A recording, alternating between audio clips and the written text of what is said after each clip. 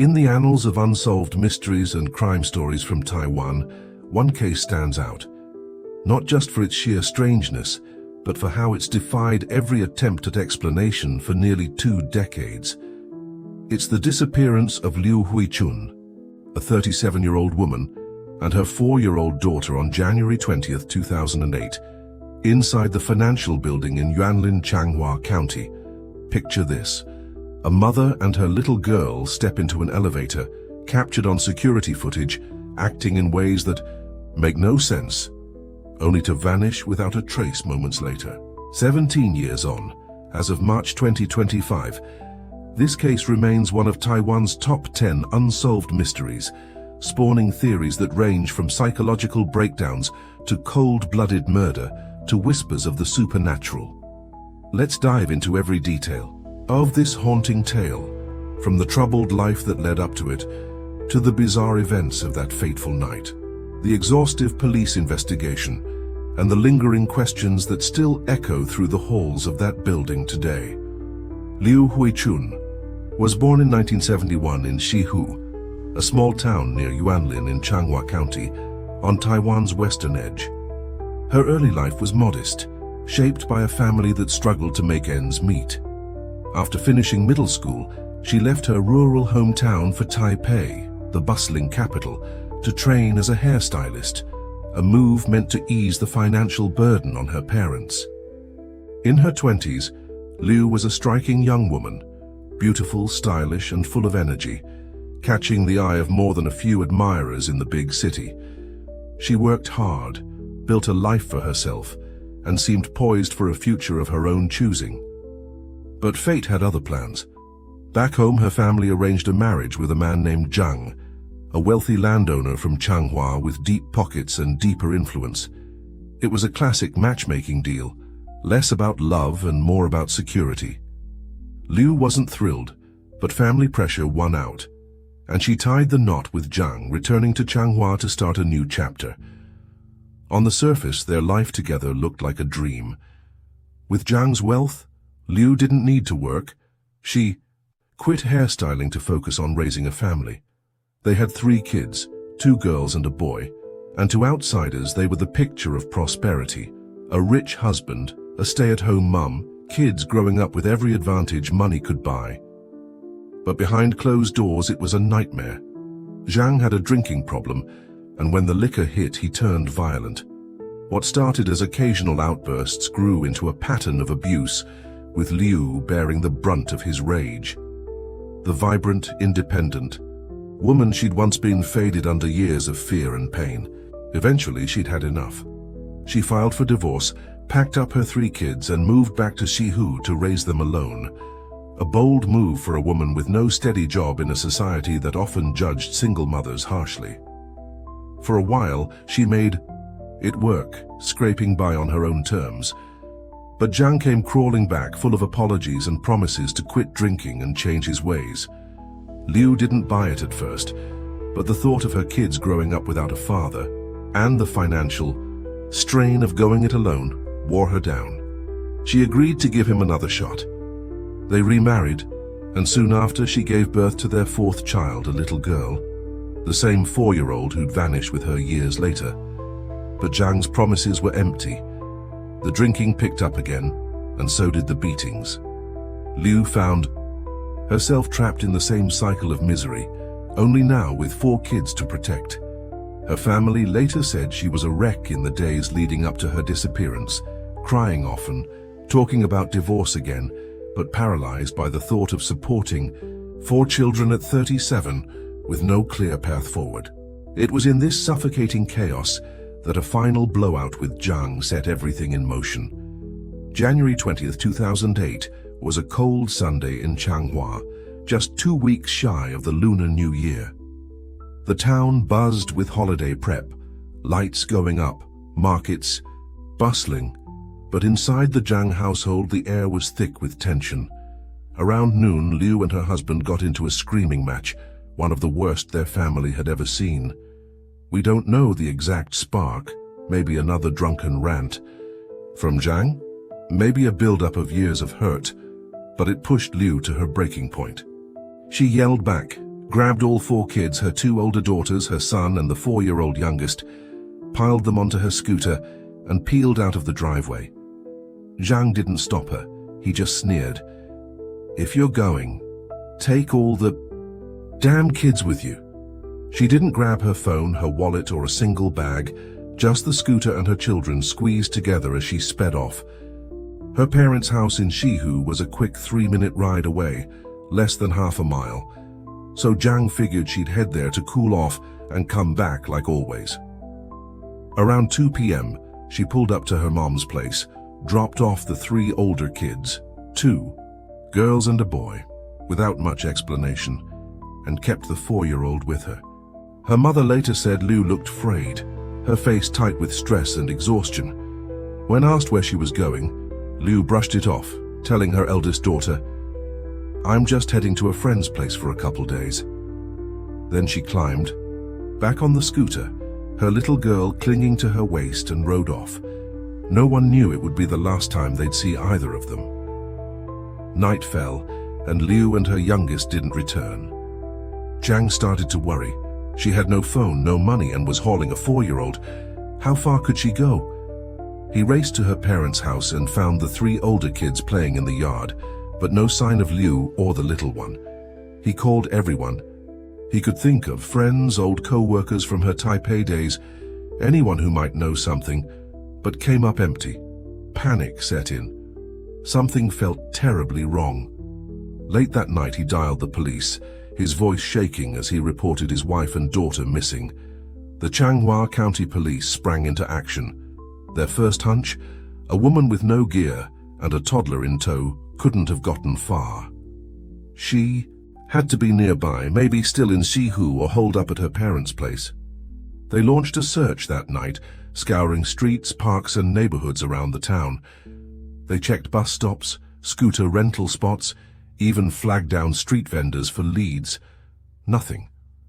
No one had seen Liu Hui-chun, 37, petite in a red jacket, or her 4-year-old daughter in a pink one.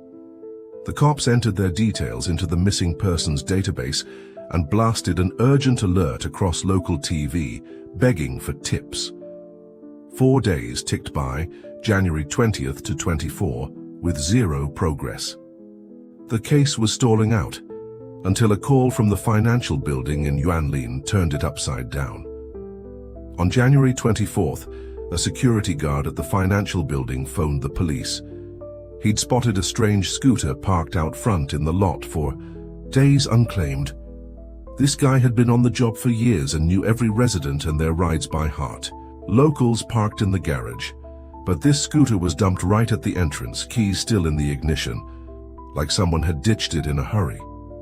He'd assumed the owner would come back, but after days of nothing, he called the cops to tow it. They ran the plate and it hit. The scooter belonged to Liu Hui-chun, the woman missing with her daughter since the 20th. This was a shock. Shihu to Yuanlin is about 5 miles, a 7-minute ride. Why would Liu go there? Zhang swore she didn't. Know a soul in that building, and had never mentioned it in all their years together. The police rushed over, sensing this could crack the case wide open. At the financial building, another guard dropped a chilling bombshell. He said that on the morning of January 21st, while checking the elevator, he'd found a red adult jacket, a pink kid's jacket, and a pair of women's shoes strewn across the floor. Thinking a resident had dropped them, he'd hauled them down to the first-floor lobby for someone to claim. Days passed. No takers. When the cops showed him pics and descriptions of Liu and her daughter's outfits, his jaw dropped. Those were their clothes. This twisted the case into something downright eerie. How did their jackets and shoes end up in an elevator 5 miles from home? What happened to them in there? The police decided to pull every frame from the building's 13 security cameras to track their movements. The elevator footage from 8 p.m. on January 20th is the stuff of nightmares. Liu Hui-chun, visibly freaked out, clutches her 4-year-old tight and bolts into the building. She tells the lobby manager, "I'm here to see a friend," then beelines for the elevator without a glance back. She punches the button for the 11th floor. The top floor, a dead zone with just a small shrine and a handful of empty offices. No residents up there. The doors slide shut, and that's when things get weird. In under 30 seconds, Liu yanks off her red jacket, rips the pink one off her daughter, and tosses them to the floor. She kicks off her shoes, hurling them into the pile. It's frantic, almost manic, like she's trying to shed something chasing her. The little girl stands stock still, pressed against her mom, not crying, not moving, just silent. The elevator dings at the 11th floor. Liu scoops up her daughter, steps out, and heads straight for the stairwell, a blind spot with no cameras, leading either up to the roof or down anywhere in the building. The hallway camera catches their last moment. Liu cradling her kid, hurrying toward the stairs, then gone. After that, nothing. They vanished like smoke. The police locked down the financial building and tore it apart. This place stands 11 stories tall with 2 basements, smack in the middle of Yuanlin at a busy intersection, towering over the low-rise homes around it. They zeroed in on the 11th floor, where Liu was last seen. It's deserted up there. A dusty shrine with a few statues, some abandoned offices, no signs of life. The stairwell she ducked into splits 2 ways, up to the roof or down to the lower floors. They split into teams to chase both leads. Team 1 hits the roof, an open stretch with a transformer box, big water tanks and scattered electrical gear. The doors bolted shut with a hefty padlock, coated in dust, no hint it's been touched. They scour every inch, pop the tank lids. Looking for bodies, crawl through vents, squeeze into tight fire pipes, nothing. The front wall around the roof is over 6 feet high, too tall for a petite woman with a kid to climb. The sides drop to 5 feet, but below's a 65-foot plunge to 3- and 4-story houses. A fall like that would have left bodies, blood, some trace, but there's zilch and no reports of anything odd from the neighborhood below. Team 2 sweeps floors 10 down to 1. Floors 3 to 10 are residential, dozens of families, but the hallways have no cameras. They knock on every door. Did you see a woman with a 4-year-old that night? Nobody saw a thing. Some didn't even know what was up until the cops showed up. Floor 2's all shops, shuttered by 8 p.m., stair access locked with a metal bolt. Floor 1's the lobby, reception desk, 4 cameras covering every angle, all showing Liu walking in, none showing her walking out. They dig deeper, hitting the basements. Basement 1's a bar, open till midnight. The owner swears he didn't see Liu or her kid that night. 2 exits here, a staircase to an outside roll-up door watched by 2 cameras, no Liu, and a vertical emergency ladder in the AC room, no cameras, a glaring blind spot. Could she have slipped out there? Basement 2's the parking garage, 4 cameras, 3 ways out. A car elevator needing a remote to hit the 1st floor, nothing suspicious. Caught on tape. 2 emergency ladders back to basement 1, more blind spots, and a back door to the next building. Locked tight, dusty, untouched for ages. They check dash cams on every car in the lot, poke around every shadow but turn up empty. To get out unseen, Liu would have had to know this place like a map. Every camera, every exit, something Zhang says she couldn't have. So what was driving Liu Hui-chun? Her life paints a grim picture. That final fight on January 20th wasn't a one-off. It was the breaking point of a decade plus of hell. Trapped in a marriage that crushed her spirit, she'd tried escaping once with divorce, only to get sucked back in by Zhang's empty promises and the weight of raising 4 kids. Her family said she was unraveling in the days before. Tears. Talk of leaving again, but no clear way out at 37 with no job and a mountain of responsibility. That noon, Zhang's cold, take the kids jab was the last straw. She snapped, scooped up her children, and rode off into the unknown. The police hashed out 3 main theories to explain where she went. First, suicide. Crushed by despair, Liu took her daughter to the financial building to end it all. That frantic elevator strip down could have been a mental collapse before jumping off the roof. But where's the proof? A 65-foot drop would have left bodies or blood, no way around it, and they found nothing even after climbing nearby rooftops to double-check. Second, escape. Maybe Liu had a secret plan to ditch her abusive life, meeting someone at the building to help her vanish. Shedding her jacket was a symbolic goodbye to her past, keeping the 4-year-old because she was too little to leave behind. But Zhang and her family insist she had no ties there, and her phone records show no strange calls or messages. Plus, why abandon her scooter, her only ride, with the keys still in it? Third, murder. Someone in the building attacked them after they left the elevator, disposing of the bodies flawlessly. But who? No suspects popped up, and the 11th floor's a ghost town. Killing and hiding 2 people in a busy building without a trace feels like a stretch. The case faded into the background after those early dead ends, but it roared back in 2013. That year, the Elisa Lam case, a Canadian-Chinese woman caught acting bizarrely in a hotel elevator before turning up dead in a rooftop water tank, went global. The parallels were uncanny: weird elevator behavior, a mysterious end. People dubbed Liu's case Taiwan's Elisa Lam, and the buzz forced Changhua police to reopen it. Investigator Zhong Zhenbang from Yuanlin took the lead, combing the building floor by floor, re-interviewing witnesses from E08, digging through every scrap of footage still around. They even looped in Liu's family for fresh leads. Her oldest daughter said they'd prayed to local gods after the disappearance, getting word that Mum and Sis were just off for a couple days and would be back. That never happened. The cops checked Liu's credit cards, health insurance, immigration records. Nothing since January 20th, 2008. If she and her daughter were alive, the girl would have hit school age, but no matching kids showed up in the system. This wasn't just a police puzzle, it became a cultural phenomenon in Taiwan. The financial building, once a proud Yuanlin landmark, got a dark reputation. Property values there haven't budged in 17 years, while nearby areas boomed. Folks steer clear, convinced it's haunted by Liu and her daughter's ghosts.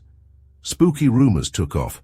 Some say the red jacket she ditched was a spirit summoning signal in folklore, and her elevator freakout was possession. Others think she ticked off some unseen force that snatched them away. More grounded theories floated too, like Liu having a secret lover in the building, running to him after the fight, stripping off her past to start over, and him helping her vanish with a new identity. No proof backs that up. Her contacts were clean. Another wild guess: that lover was married, his wife found out, killed Liu and the girl, and hid the bodies somewhere. Genius. But why the 11th floor, an empty zone, instead of his place? It doesn't add up. Then there's a parallel case from 2008 in Changhua. A mom named Lin and her daughter vanished after a divorce, dodging the ex who had custody. They lived off the grid for 12 years, no IDs, no school, until cops tracked them down in 2020. The daughter was 23, skeletal at 79 pounds, and they'd been scraping by and hiding. That win gave police hope Liu's case might end the same way. But unlike Lin, Liu left no breadcrumbs, no bank hits, no sightings, nothing to suggest she's out there. Let's zoom back to the financial building itself. It's 11 stories up, 2 basements down, a standout in Yuanlin's skyline. At 8 p.m. on January 20th, Liu hit that elevator and rode to the 11th, a floor for worship and empty offices, no tenants. The hallway camera shows her darting to the stairwell, which could go up to the roof or down anywhere. Then, poof, gone. The roof's locked tight, dust undisturbed, walls too high to climb with a kid. A jumps out, 65 feet down, no bodies, no mess. Floors 3 to 10 are homes, but no one saw her, and those halls are camera-free. Floor 2's shops were shut, stairs locked. Floor 1's cameras only catch her coming in. Basement 1's got that. Bar and an unmonitored emergency ladder in the AC room. Maybe a sneaky exit. Basement 2's got the car lift and more blind spot ladders, but no footage of her anywhere. Sneaking out past 13 cameras takes insider know-how Liu didn't have. They even checked nearby street cams. Nada. 17 years later, Liu's little girl would be 21 now, college age, maybe starting her own life. Her family, especially her parents, cling to finding the truth, though they admit the odds of them being alive are slim. Liu's mum sobbed on TV back then, saying the 4-year-old had been sick days before, pleading for them to come home. Zhang's lived with regret since, but there's no hint he's tied to their fate. The financial building's a shadow of itself. Now, a haunted relic in local lore, tied to this case and its Elisa Lam echo, popping up on true crime forums worldwide. So where did Liu Hui-chun and her daughter go? Did a desperate mum take her child to that 11th floor to end it all, only for their bodies to vanish? Did she pull off a perfect escape from a hellish marriage, leaving us all in the dark? Or did someone silence them forever, hiding the crime? So it's still a ghost story? The answer might be locked in the financial building's walls, a secret it's kept for 17 years. Whether it's cold fact or chilling legend, this case sticks with you. A reminder that some mysteries out there are bigger than we can ever unravel.